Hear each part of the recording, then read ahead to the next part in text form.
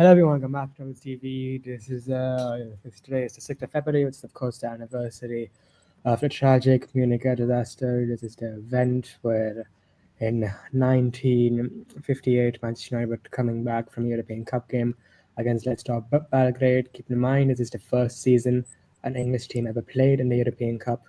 And yeah, this is and it resulted in uh, the lives of around 23 people being lost. 15 from that included the lives of Manchester United players, and there were 8 journalists, and a few staff members as well. Very tragic moment in Manchester United's history, but it's what makes us who we are. I remember Bill Shankly, one of Liverpool's greatest ever managers, a quote of his, he said that some people think that football is a matter of life and death, but I can assure you it's much more than that. And the events like the Munich disaster prove that statement. And yeah, it makes us who we are. It makes Manchester what we are. And 10 years later, of course, Samat Busby with his new team, and with Sababi Charlton, who was in that same plane, leading the team to the European Cup final, scoring a brace. That is one of the greatest stories in football history. And that is what makes us one of the greatest clubs in football history. So yeah, yeah, I guess I can speak about this now.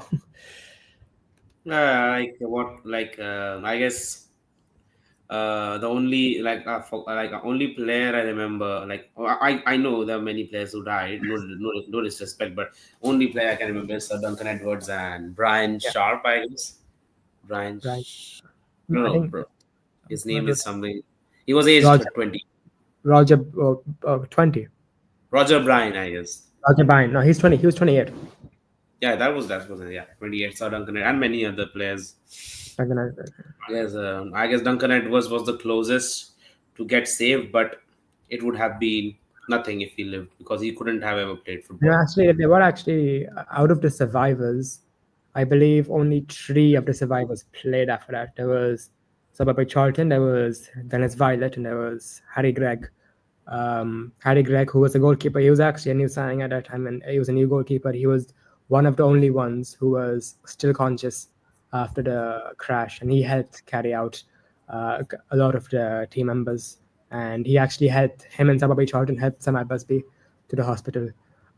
So, I mean, yeah, I think there were one or two I mean, players. I'm sorry. it's a I just want. miracle. Sir Bobby also made it out alive. It's a Yeah, it's a miracle. medical.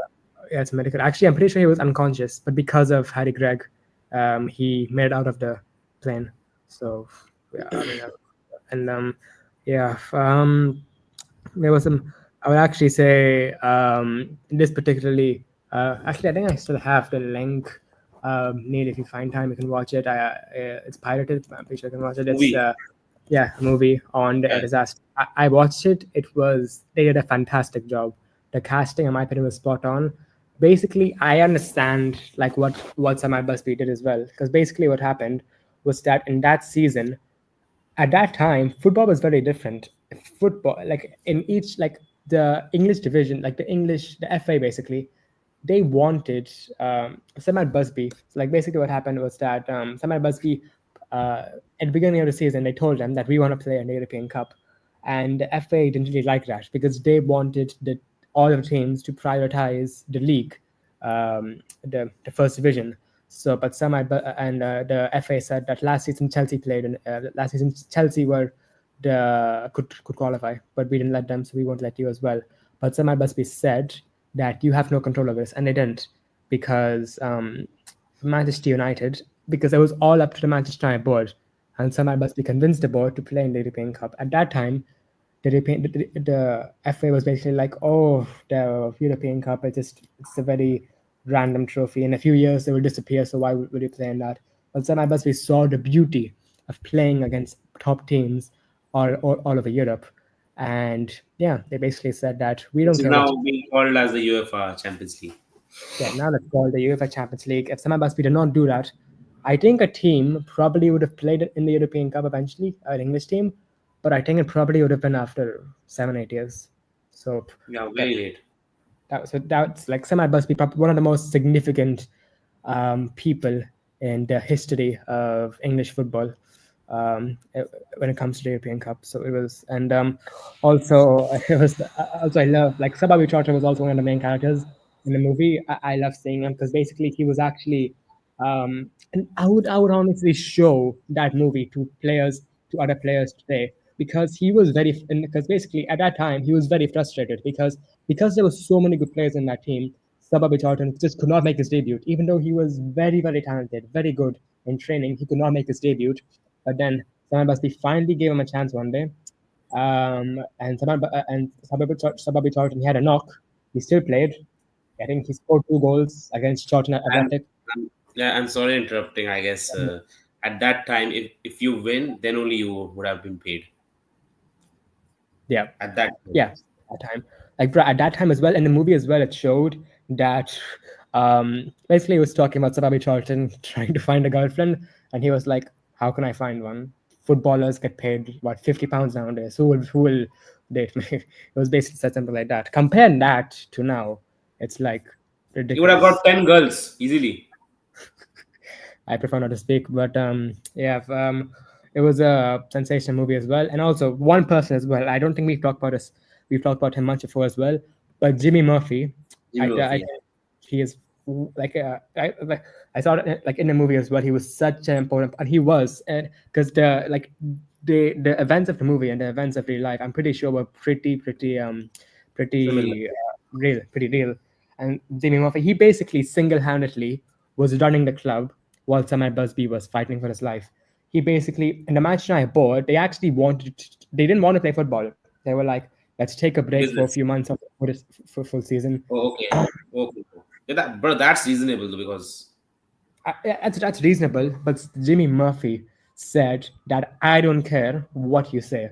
You will have to manhandle me to prevent me from running this club because he basically said that you leave the players to me. I will sign players. I will get 11 players on that pitch. You leave that to me. But we are not. But we are Manchester United. We will not give up in the face of tragedy. We will show the football world that we will never give up, and that's exactly what it is. And I believe I might be mistaken, and because it wasn't confirmed in the movie, but I'm pretty sure it was around this time that George Best was signed for Manchester United. He was 17 years old at that time. So yeah, and then of course, and then I don't think people know this because in the movie it would have been real, and I'm not sure not a lot of people know this. Sababe Charlton, he was fit, but he didn't play against. I think our first game after coming back from the disaster was against Bulls. Sababe Charlton didn't play, but Harry Gregg did play, the goalkeeper. And then Sababe he came to the sorry, game, but he wasn't. Sorry, he was in the he wasn't in the matchday squad, but he was in the dressing room. Harry Gregg basically said, "Get out. If you're not going to play here, get out. We have a football match to play." And bro. basically, that prompted him. And that basically prompted Sababe Jordan to come That's back. at that time that was the mentality. That was, Yeah, and now you look at United, we're like, oh my god, seriously, like shameless these players. Bruno should learn something. Like all the players, Bruno, Lisandro, they should learn. Like you will only get paid if you win. it's not even about the money; it's just about the mentality. Like I feel The like mentality. Now if you even lose 100 pounds, they don't give a fuck. Don't give a fuck. it's not even about the money; just about the football mentality. And I feel like nowadays, especially match nine players, they can look at stories like this, like stories. I'd like the movie, watch the movie, like this in general, hear stories because they have a lot of people at the club would know about this, would even know in more detail about this because they some people would have worked there for a long time. Some like a lot of people there would have been United fans for generations, so they can learn from all these stories. So But shameless nowadays. We had players like Sir Bobby Charlton, Sir George Best, Dennis Law. Now we have shameless players like Rashford, yeah, I mean, Rashford, yeah, Lindelof, yeah, Ericsson, I mean, Casemiro. yeah, yeah. I don't really want to talk about the squad right now because, well, I think after this we'll do a preview for that, so we can talk about them more there. But yeah, the Munich disaster reminds us of who Manchester United are, and it's also another big reason why I do not want Old Trafford to be torn down because But of course I know it might happen, but we've been playing at that stadium since 1912. It's been around what would it be 100 and 13 years right now would be since we're playing at Old Trafford. There's just a stadium where the Busby Babes played, and there was even a scene of Sir Bobby Charlton in the movie. I know I'm referencing the movie a lot, but it actually portrays real life stories, and it was so inspiring for me as a Manchester United fan. He before the day before the his debut, he couldn't sleep at night, so he went to the Old Trafford Stadium and he looked at the Stratford end and he was like, I'm tomorrow. I'm going to be playing for Manchester United. It's unbelievable, that. It's just this moments like that. I feel like that enthusiasm about playing for Manchester United. It's not there nowadays as much. No, no, no. They're only there for the money. These players. Yeah, I mean, big difference between now and then. And yeah, of course, yeah, 10 years later, and Samad Busby as well, of course, was one of the one of the pioneers of English football at that time. The first division titles won. He won the European Cup as well. And yeah, it's so tragic as well because I think at that time, if that disaster didn't happen, I think we would have dominated football for at least a decade without him. We would have been invincible. I would say no. I'm not saying invincible. We would have been a great team, I guess.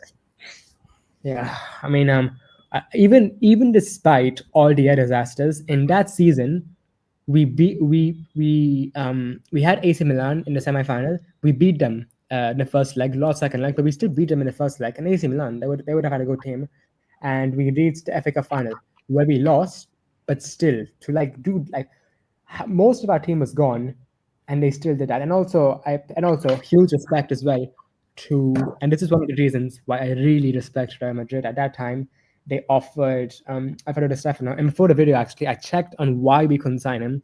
Madrid wanted to offer him, and I think he would have played, but because of the rules at that time of the English division, it wasn't allowed because at that time it was much more like at that English. time pretty much every squad was British, yeah.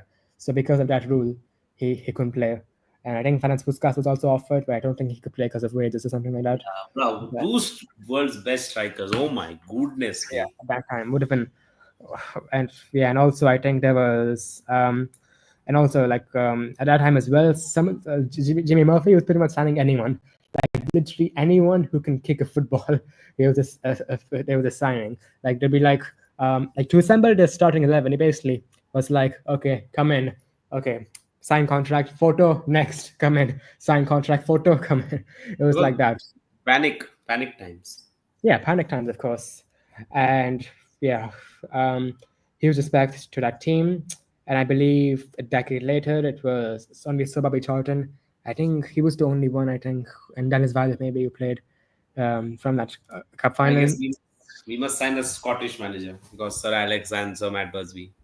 We did sign David Moyes, so but No, that's not as big. But um, yeah, this disaster just it is just who we are, and we will never ever forget it. And yeah, the fact that 10 years later we avenged all those fallen, and now of course even the Holy Trinity who had this Munich European Cup are up there with the Busby Waves right now as well, and yeah, it's unbelievable. Busby Babes with George Best, Dennis Law, and Sir Bobby Charlton. All three have gone. Yeah, poetry have gone, and yeah, they're up there with some Busby, Jimmy Murphy, and the rest of the Busby Babes. And yeah, it's an unforgettable experience. And yeah, you'll be gone, but you'll never be forgotten. So yeah. Any more thoughts on it, or should we just close it? I guess I have no words of this or for this. I guess we must. I got Yeah, nothing. Like what else can we talk also? You tell me. yeah. Because if yeah, of course, yeah, and I feel like this year as well because I actually watched the movie like 1 or 2 weeks ago, so I feel like I provided more insight on it, and yeah, I feel like yeah, I think nothing else much to talk about from the movie that's all, but yeah, yeah, right. This we are, and will not be forgotten. And we also have a preview. Of course, Of course, this will never be forgotten, but we also have to focus on Manchester United in the present. So we have to do a preview as well right after this one. So yeah, thanks for watching, guys. If you enjoyed, make sure to smash the like button, subscribe to the new, turn on post notifications to be notified when we put next video. And yeah, glory, glory, Man United. Glory, glory, Man United.